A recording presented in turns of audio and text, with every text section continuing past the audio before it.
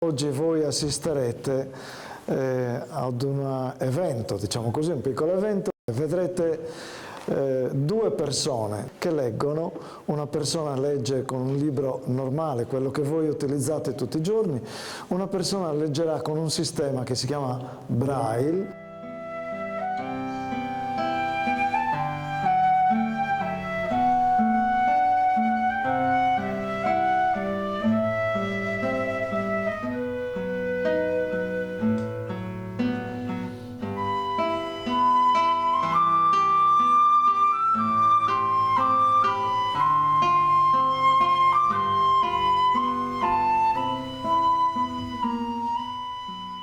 Il progetto, nato in forma sperimentale, ha ottenuto un buon successo e questo ha determinato l'impegno della Regione Sardegna, che ha inteso promuovere questa iniziativa in tutta Italia e anche in diverse tappe europee. Grazia Deledda, linnunpoikasia. Tiettyjen julkisten virastojen portaat ovat raskaita nousta kaikille muille paitsi urallaan eteneville virkamiehille. Endast vinden och vågornas röster vrålade ut i ryggen. De två älskar. Sullo sfondo azzurro del cielo, del mare e dei monti lontani. Oh, poi c'era da divertirsi. Solo il padrone appariva preoccupato. I suoi genitori lo mandavano da Bilsi, come i Bilsi avevano rimandato al Signore il loro Polino. Il fine principale della Regione Sardegna è quello di promuovere l'opera di Grazia Deledda, unica donna italiana ad avere ricevuto il premio Nobel per la letteratura. Inoltre è lui che ha paura dell'uomo e non lo sale mai se non per difendersi. Da giovane come il mio, e poi anche veramente bello di aspetto e grazioso nei suoi giochi innocenti. Il progetto vuole dimostrare che quando un cieco padroneggia il sistema di lettura e scrittura Braille è perfettamente in grado di gestire le informazioni culturali esattamente come un vedente. Piccola quanto un pugno. Le bambine piangono e scappano. Non sono io che onoro questo bellissimo incontro della mia presenza, ci mancherebbe, sono io onorato di essere presente qui in una circostanza e per una ragione un po' diversa da quelle che solitamente mi portano a presenziare eventi pubblici, e cioè la ragione della lettura, il piacere, la gioia, la voglia di stare insieme per leggere.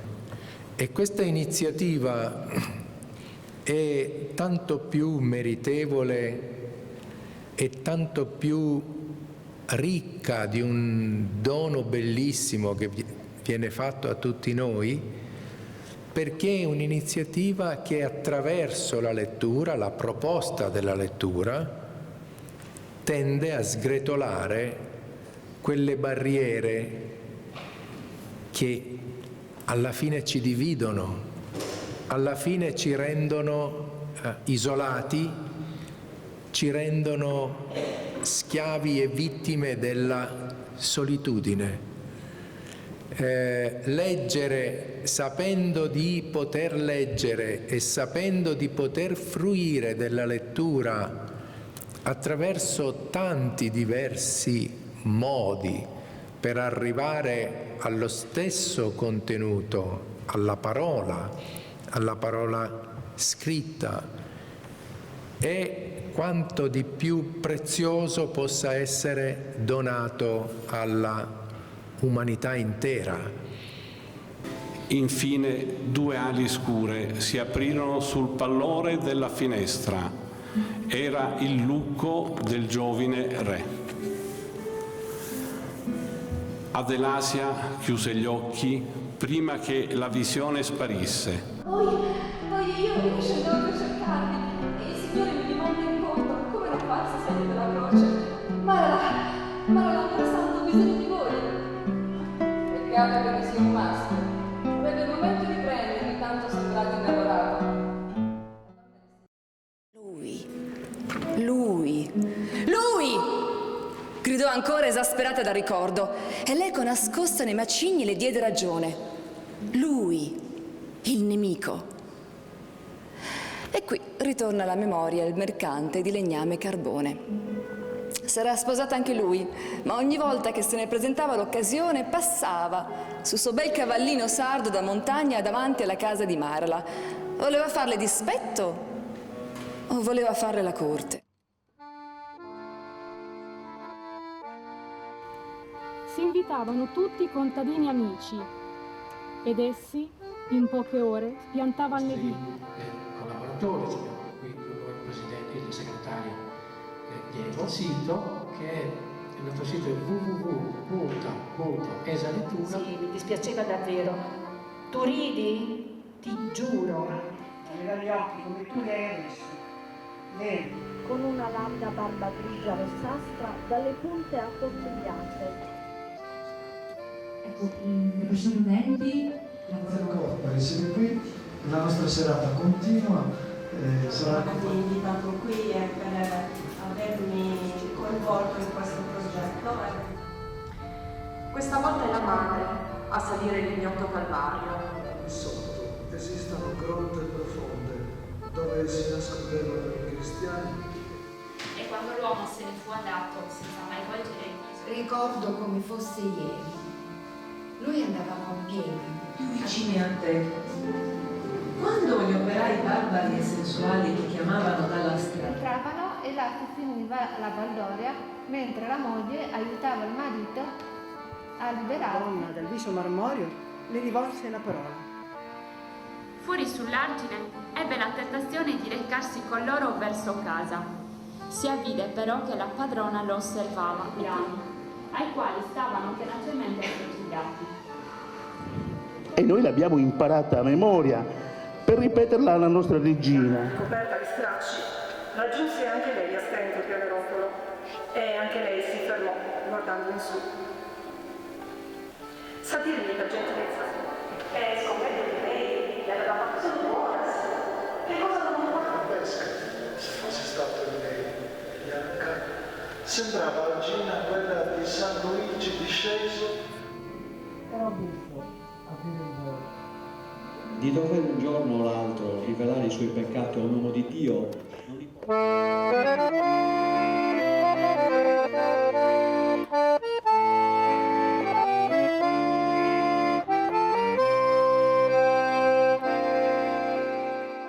Cervia è stata una tappa molto importante, abbiamo avuto la possibilità di visitare sia pur dall'esterno la casa che Grazia Deledda comprò per le sue vacanze estive.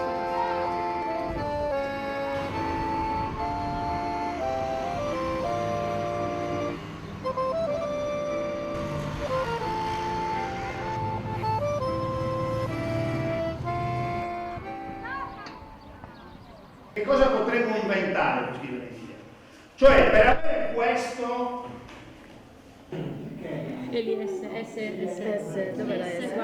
Questi ragazzi un domani saranno insegnanti e si troveranno ad avere a che fare con bambini non vedenti, ipovedenti, cieco-sordi. Quindi conoscere già da adesso ed essere introdotti in un nuovo mondo, secondo noi è importante, è un segno di civiltà intanto e comunque anche di presa di coscienza del fatto che nel mondo esistono persone che vivono situazioni e condizioni diverse. Questa è una bella domanda. Facciamo rispondere a Gianni. Come fai a guidare? Questi incontri per noi sono sicuramente vantaggiosi e emozionanti. I ragazzi delle scuole elementari e medie hanno le loro curiosità, e cioè hanno interesse di sapere qual è la vita quotidiana di un cieco, quali sono i suoi hobby e qual è in particolar modo il lavoro che svolgiamo noi ciechi.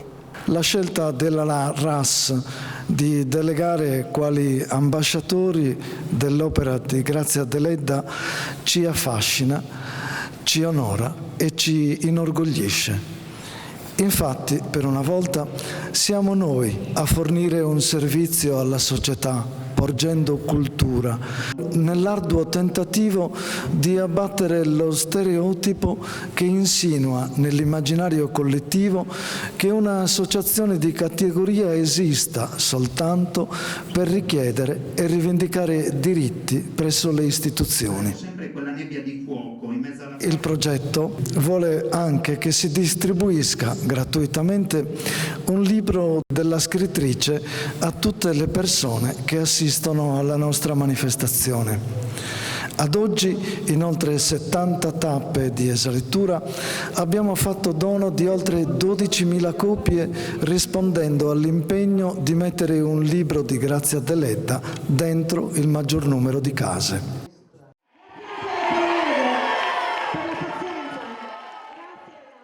Infine, vorremmo ambiziosamente che dalla nostra iniziativa partisse un messaggio e un invito valido a tutti i livelli, perché si possa iniziare a pensare, legiferare e agire in termini universalmente inclusivi. Si tratti di istruzione, di lavoro, di mobilità, di autonomia personale, dell'accesso al web, della fruizione della cultura, del tempo libero, della quotidianità in genere.